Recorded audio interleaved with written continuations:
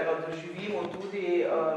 če vi recimo jaz sem tudi to htela, da neki odgovor na vso to negativno, ne vem, ko sem gledala filme o vsem tem in to in mi je vedno bilo tako grozno, ker sem mislila, pa se ni samo tak, v bistvu ogromno damo, ogromno tudi dobimo, lahko si prišel žalosten, pa bogi, pa si prinesel vsaki dan nekaj sebe, ampak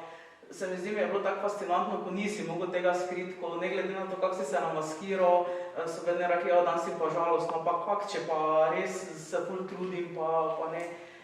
In tako med sodelavci, tako med stanovalci, jaz sem vedno rekla, ne moreš to videti, da ne bi imel nekoga, ko bi ti bil posebej pri srcu, ali pa, ker pač se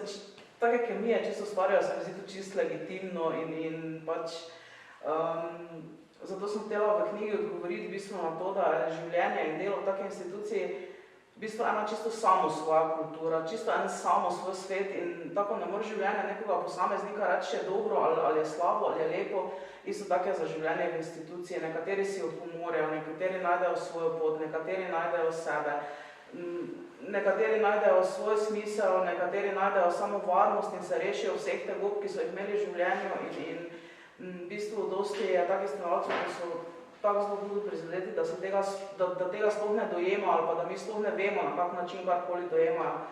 In se mi zdi, da vsak pač, ki ima možnost delati za temi ljudmi, dobi na nek način neko darilo,